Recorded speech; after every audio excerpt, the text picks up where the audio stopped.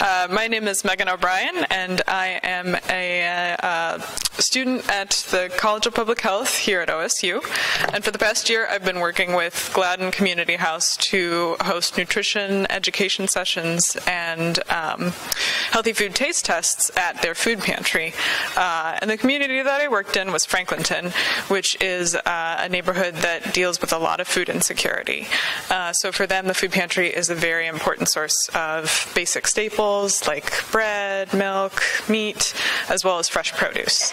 And so my goal with this program was to provide the clients of the food pantry with the knowledge that they really need and the skills that they need to prepare healthy meals with a specific emphasis on foods that you can buy at the food pantry. And this was something I did accomplish through the various nutrition education sessions and taste tests that I did.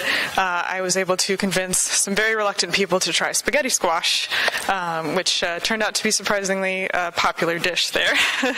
And I had one woman come up to me and say that she actually made the dish 3 times since I had done the taste testing, so that made me feel pretty good, especially since she was very reluctant to try it.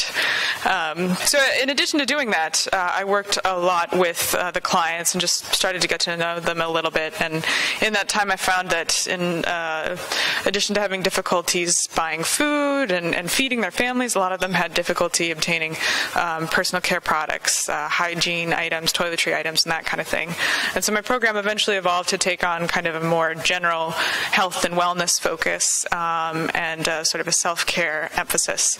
And with working with the food pantry manager, Kim Adams, I developed a series of do-it-yourself hygiene demos. So I taught clients how to make things like toothpaste and deodorant using basic items that you can get at the food pantry. So you can actually use baking soda as toothpaste. And I was told by a dentist here at OSU that that is a good thing to use. It has antibacterial properties and it helps get the plaque off of your teeth. So I kind of delved into all of this knowledge and learned a lot about nutrition myself. But even though I was sort of working as a teacher, a lot of what I did was facilitation. And so we had a lot of discussions in groups, and I think that the families really learned a lot just from talking to each other. And so even though I went into this kind of feeling like I would impart knowledge on these people, I really feel like they taught each other a lot more than I taught them. So I think that was one of the most important takeaways from this whole project for me.